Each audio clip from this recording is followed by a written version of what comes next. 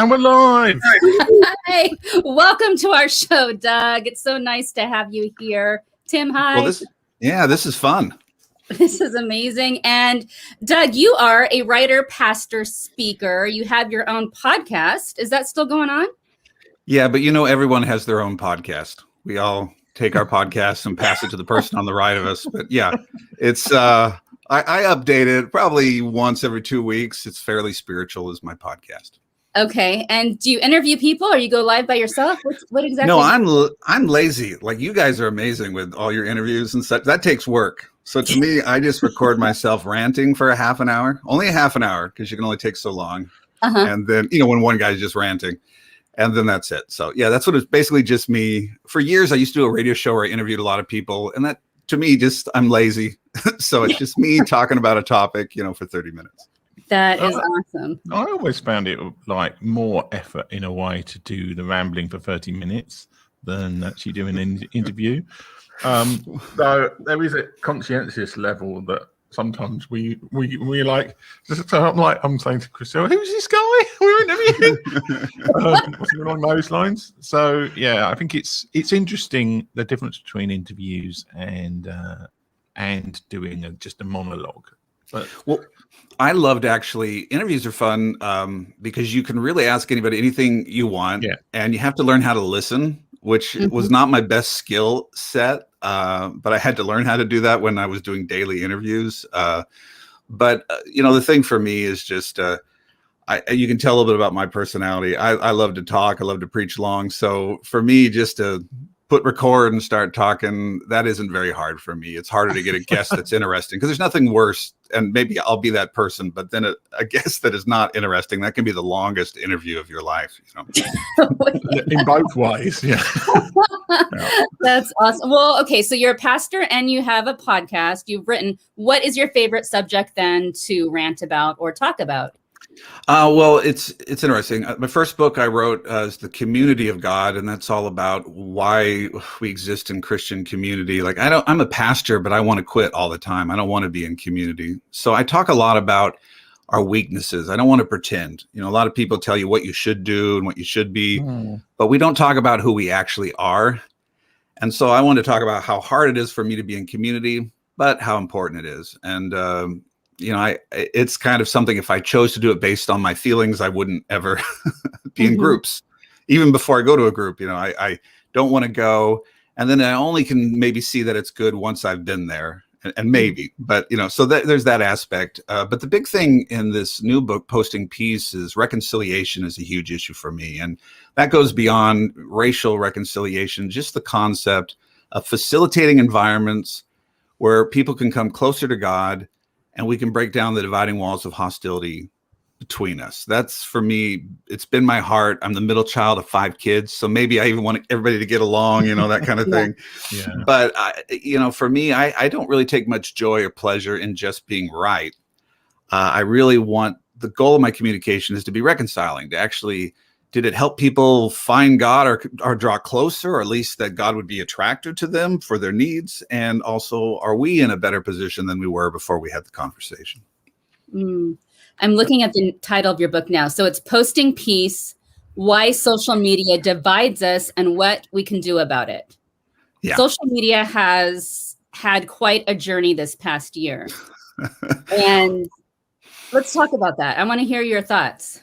Well, one thing, don't you like those long titles now? Every book has a longer, Posting Peace, Why Social Media Divides Us and What We Can Do About It in a Polarizing World. With, we just put these long stuff all the keywords into the title. That's where people do it. Is that SEO purposes? What is this? Right. That tells you about the publishing industry. We got to get you to buy this book. So, but it does describe what the book is about. Well, I think all of us, at least in the U.S., and I think probably this is happening worldwide, we all realize that our internet communication seems to be becoming more polarizing, more divisive. And I think we're all trying to figure out why. Why are we so angry? Why are we so, how to think, the escalation of things, where you'll write some seemingly mundane tweet and eventually people are shouting that you're a baby killer or something. And you're like, how did this happen? Right. And fighting with our uncles and our aunts, getting blocked by relatives on Facebook. And then in a political season, in the US, that's a whole nother thing, right? Where it's literally, if you love Christ and are truly a follower of, then vote for this candidate, that kind of thing. And how dare you? So to me, that was the first idea, is how do we actually, in fact, I did talk radio for 5 years. And for those who don't know, the radio is that thing on your car that you no longer turn on, but I was on the radio, right? Yeah. And talk radio. Talk radio podcasts before there were podcasts. Yeah. Well, talk radio is one of those things where I used to joke I was good at it because I have an opinion about everything, even if I know nothing about it. Right. Yeah. And so there's just this strong opinionated thing that you do in talk radio. And then also you try to build a base around like-minded people. So conservatives just try to get conservative people. Progressives just get progressives.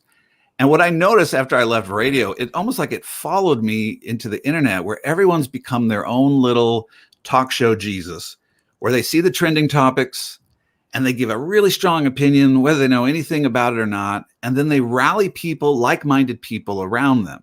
And so we're in these segmented groups of like-minded people. But that goes against the concept of reconciliation, where I'm trying to bring people the truth, trying to facilitate a discussion where they learn something. Now, I tried to do that on radio where it wasn't as polarizing, and I don't know if I was that successful because people don't seem to want it. So that, that's been the big issue, is like, how do we deal with this polarization? How do we deal with this segmentation? And why is it happening? So, you say about social media, and I agree in some ways. I mean, I think that a lot of the issues of social media is it's throwing up people from different backgrounds who previously wouldn't have been able to talk to each other. But in your book, presumably you have at least have an effort of trying to propose some sort of solution to these problems.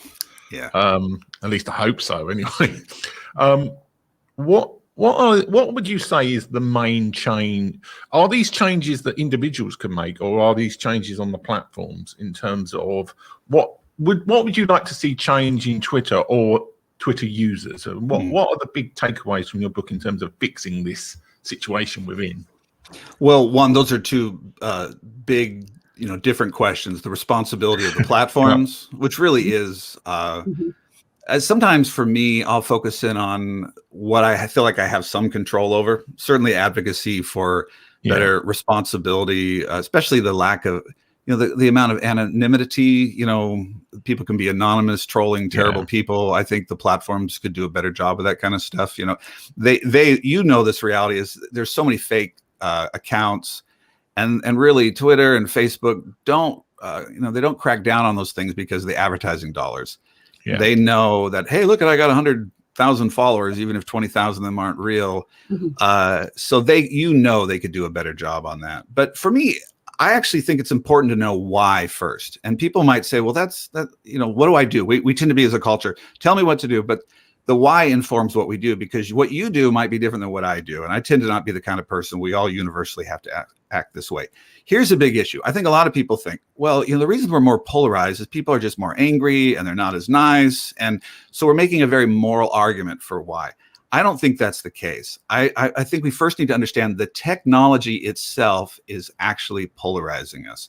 Marshall McLuhan was a technical theorist, popular in the late 60s, early 70s, who said a phrase, the medium is the message. And that can sound really clever. The medium is the message. But what he was saying is that mediums actually form the way we communicate and how we communicate, and we don't take that seriously enough. So the television changed the way we abided together. Radio changed the way we connect together. The printing press.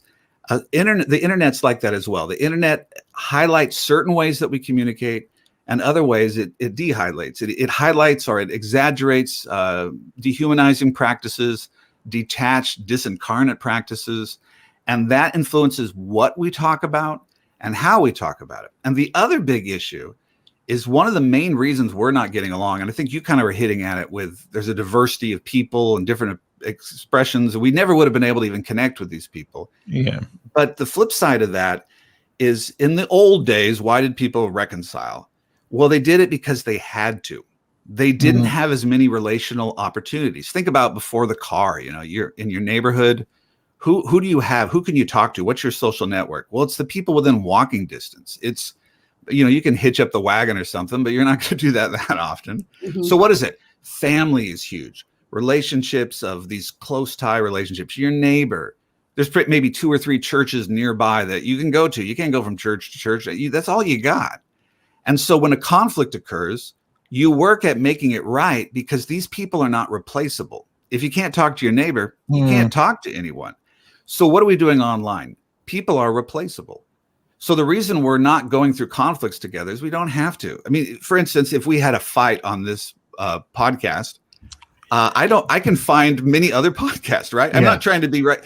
But if you were like, there's 2 podcasts and that's it, I might need to maybe be in a relationship, particularly if I wanted to do another interview with somebody, right? Mm-hmm. So that part we're not recognizing, because we have so much relational opportunity, so many people we can connect with. When conflicts occur, what do? Well, just going to block, mute, walk away, find someone else who meets my needs. That is a profound problem. And if we're not aware of it, we're just going to, just feed into that reality. We're just going to become what the technology is leading us towards. So I do have, practical things we can get into of ways to address that. But that is something, if you're not intentional on, we just do it. I don't have time for this person. I'm going to go to someone else. Now magnify that over and over again with every relationship. Every relationship becomes disposable. You only use that relationship as much as it serves your needs. The moment it stops meeting your needs, you just find another network, another person who meets your needs. How do we reconcile? Well, but tell me, please. Tell me, Doug. How does this work? You ever notice like those reality TV shows where they're going to get $1 million if they can just get along with some people on an island? If they can just not be a jerk, and they can't do it. Like 2 days, they can't. I think people have lost the ability to reconcile it. Certainly younger generations. I mean, I'm going to sound like an old curmudgeon here, but I think those of us who grew up at least in the time when there wasn't like the internet as it is now, I've got much more experience of trying to patch things up and make things, because and I think that's one of the big, I'm putting words in your mouth here as the answer, but I think it is learning to put up with people to some extent. It's a skill that's been lost. Yeah. And you get accused of being a victim all the time if you try and sort of make up with people. Right. And that's the peculiarity of society at the moment.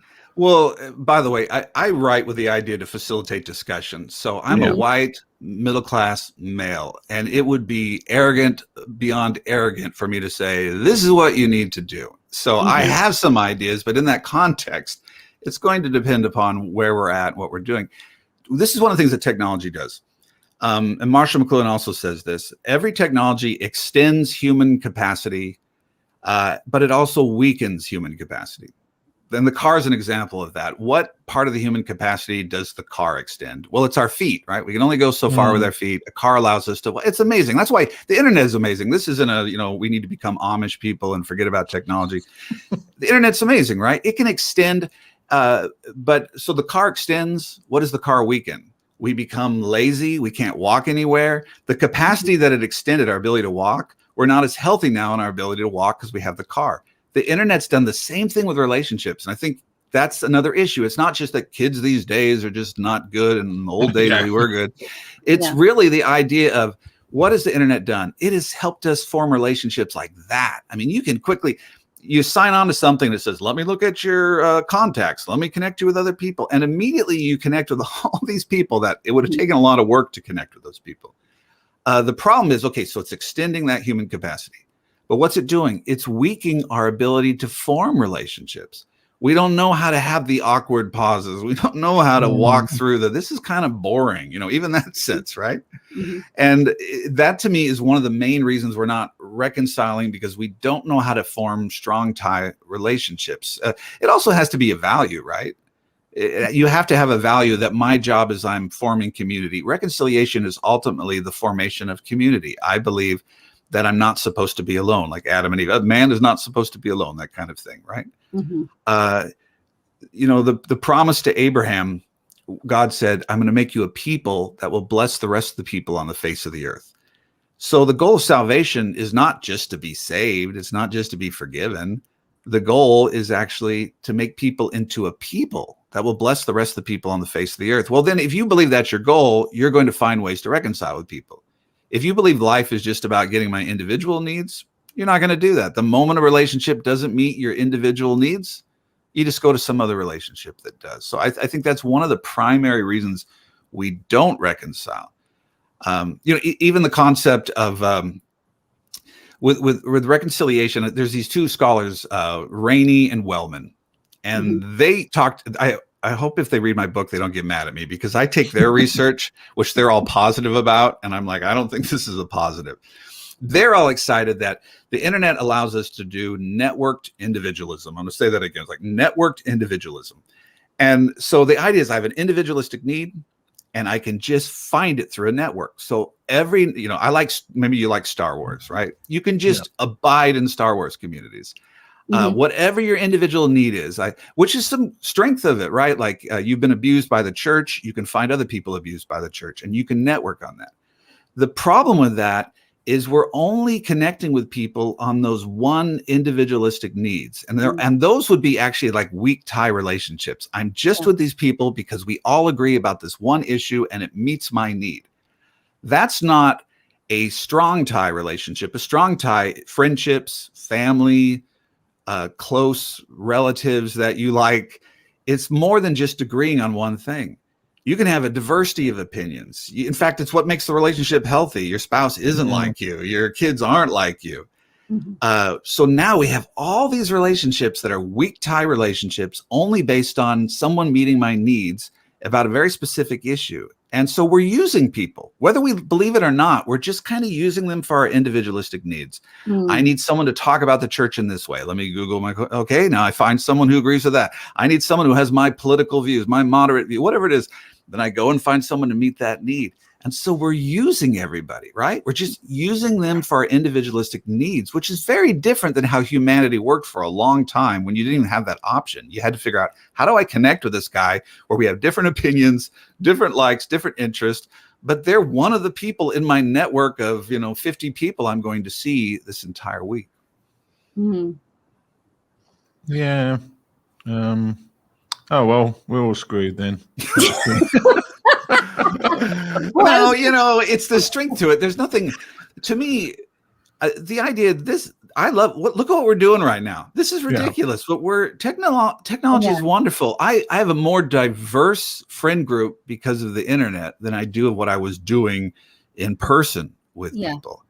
So this is the reason I write this is not to discourage people, but to say this isn't about the world's falling apart. It's not about people are all bad.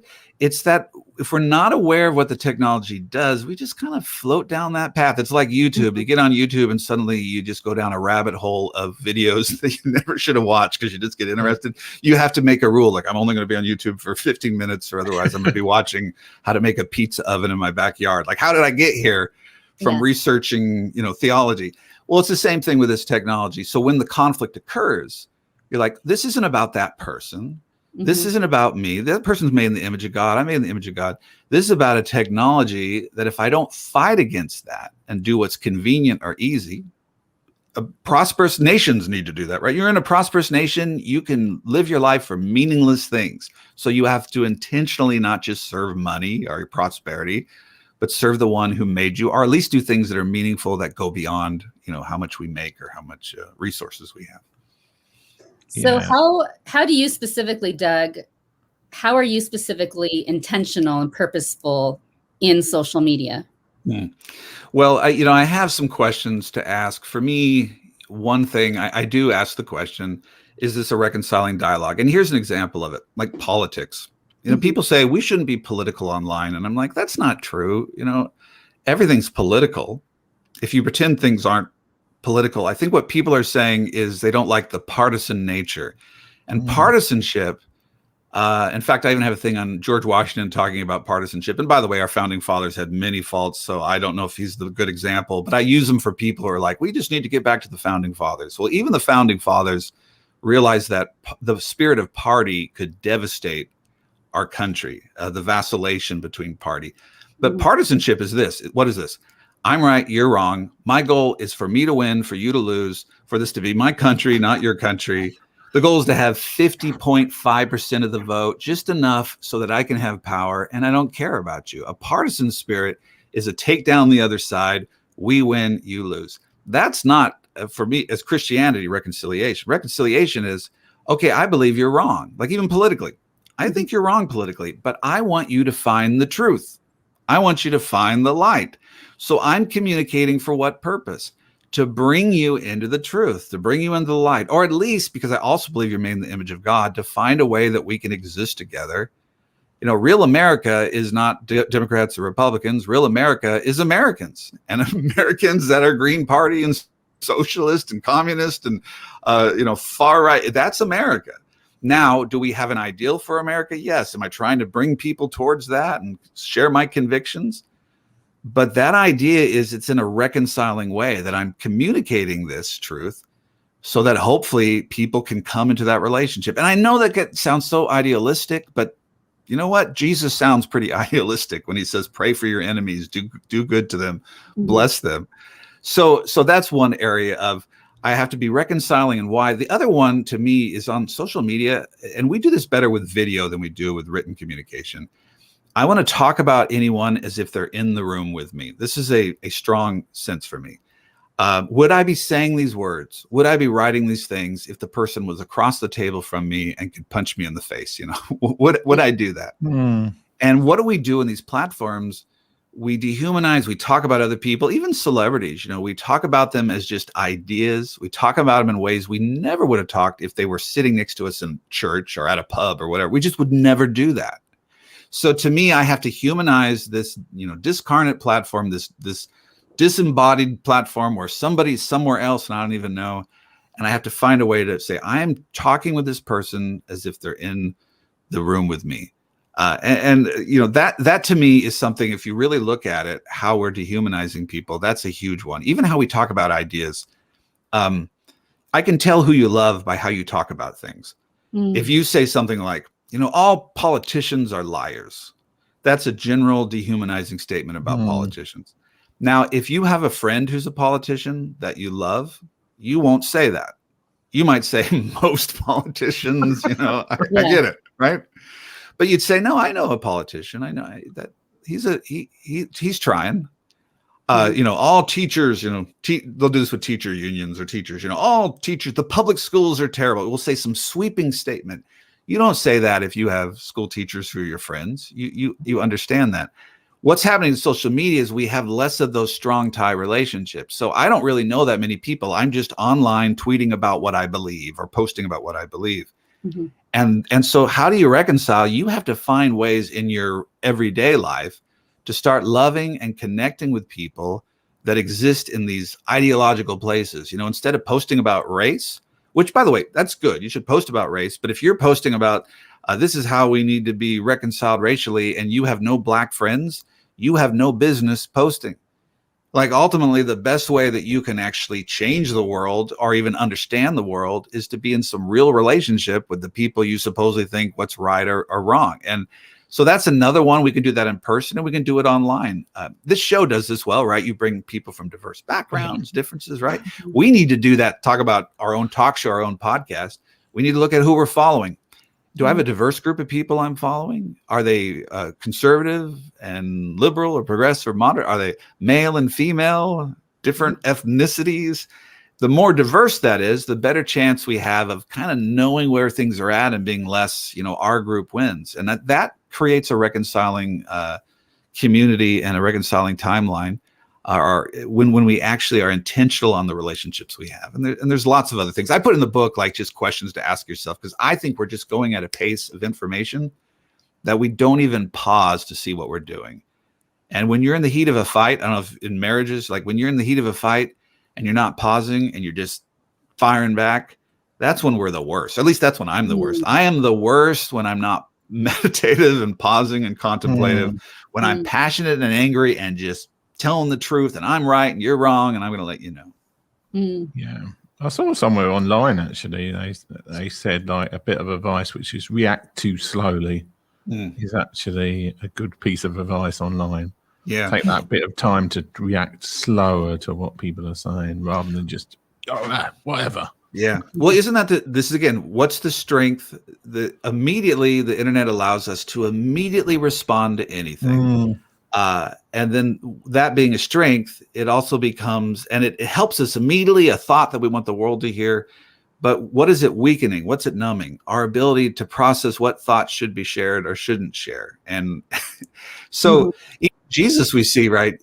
He went away to pray with the Father, which is such a, in my context, believing Christ is sinless, the Son of God, that he still in human form has to be like, this pace is moving, that I have to go away and be with the Father to make sure I have the right perspective of how I move forward. And there's a story like when Jesus starts his ministry in Capernaum. Capernaum's near the Sea of Galilee, and he's just popular there. It's going well. The crowds are coming. He goes away. And the disciples come to him and they're like, where are you going? Like, it's happening in Capernaum. Like, be down here. And he says to them, I need to go other places. And that just blows my mind, because as a pastor, if you're having success, people are coming, the church is growing, you don't go somewhere else. You build your world outreach ministry center there. You build a bigger congregation. You say, come to Capernaum. If you've ever been to the Sea of Galilee, it's not that big. People could come and find Jesus. But Jesus steps away from the crowd, gets the Father's heart, and realizes he's not supposed to give his best energy to the immediacy of Capernaum. How often do we do this? Not just with bad stuff, but good stuff. Like, we're just, focusing on this thing and we're loving it and people are praising us, but if we stop, God says, I want you to go look over at this person over here who doesn't serve your needs. It's kind of like the poor, the weak, the vulnerable, the oppressed. I want you to deal with this justice issue. You're having fun with your friends here, joking around, but because you haven't paused and gotten my heart, you're avoiding your mission for today, which is not the immediate. So pausing is a huge thing. If we don't pause, we're in trouble. I say after talking for 10 minutes. Well, I feel like we should ask a question that's not about the book. Okay, go ahead.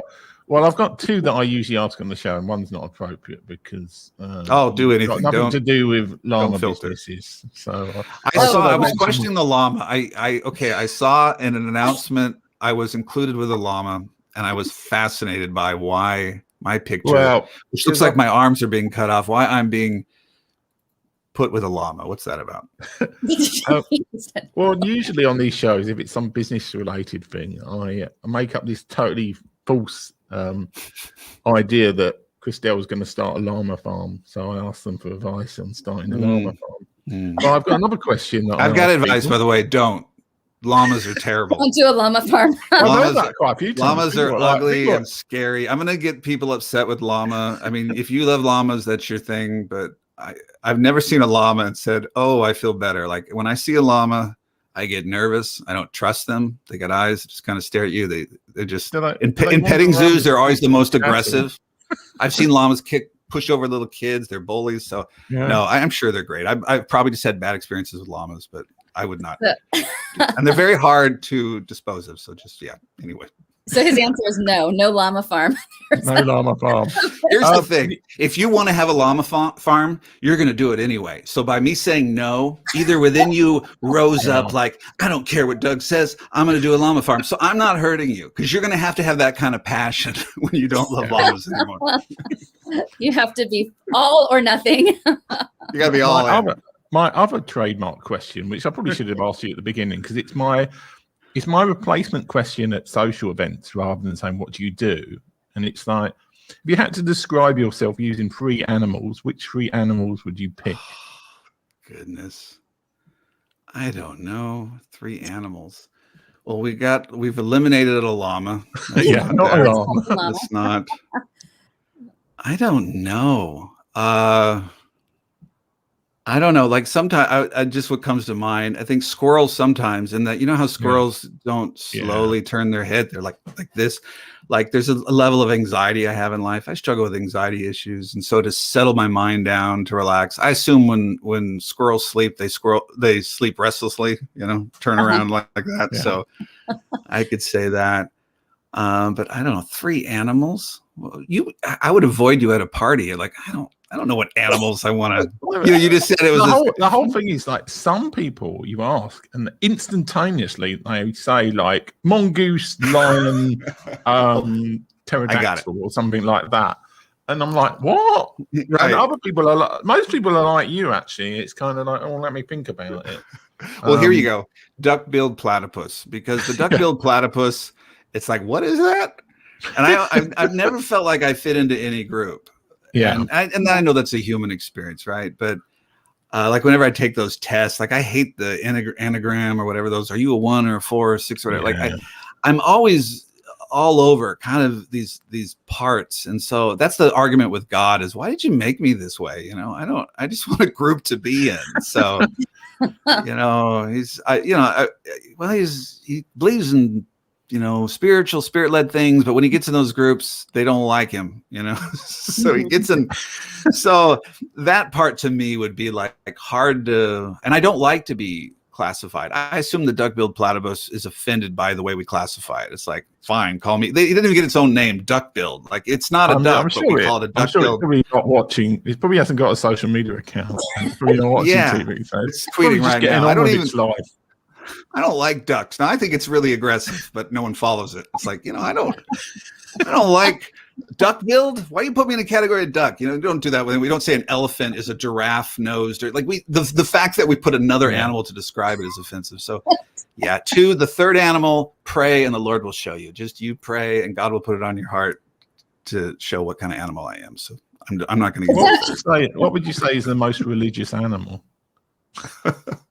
Well, I know it's not the cat. Cats have cats know that they have no moral culpability. They know that. I wish Jesus had said something about cats. I wish he'd said, you know, cats who puke in the side of the room will go to hell. So you could look at your cat and they'd feel some sort of shame. But cats have no shame. They have no. So I would think in that sense, a dog is far more. Dogs know, they feel shame. They look at you like they've done something wrong. Cats are their own God. They don't care about anyone. So we're going to say and I always say, if you want to know about love, you learn love from a dog. I mean, they're like pure lovers. There's just I don't want to know about what you're doing. Yeah. Well, it's like, I love how cats are crazy. Like if you bring one to your lap, they're like, no. You don't get to set this agenda. I have to decide. Right. But then if you're just there like working on your computer, my cat is a demotivator. Whenever I'm writing, cat will get on my lap, you know, just whenever you don't want, the more you don't want them, the more like, hey, this is my time to shine. So yeah. That's funny. Doug, thank you for being with us today. This was really fun to chat social media, hear about your book, and just get to know you a little bit better, because we've kind of gone back and forth on Twitter. Where can we find you, Doug? Well, just pray and the Lord will show you. No, you can go. My Twitter handle is Fairly Spiritual. You can go to fairlyspiritual.org. You can go to postingpeace.com. You can go dougbursch.com. You can find me. On the internet, you'll find me. So, thanks for having me on. And I appreciate what you're doing here. The strength of this technology is we can do stuff. There's no gatekeepers anymore. Yeah. And people need to be doing more stuff, creating our own stuff. You know, instead of aggregating other people's garbage, like we can do our own stuff. Instead of sitting around complaining about what's wrong with things, do what you think is right. So this is, to me, one of the ultimate answers to anything you're struggling on the internet. Well, if you want to see something better, then provide something better for people. So I appreciate what you do here. It's been fun. It's fun to chat with people literally from around the world and give them a platform and just hear their voice. What is your story? You know, we want to hear from you. So Doug, you've gotten to be one of those people and it's been brilliant. So thank you. And I'm going to thank our guests who are watching or will be watching. And Tim, it's been fun as always. It has been fun. And this is where I'm supposed to play the outro. So I will. Bye.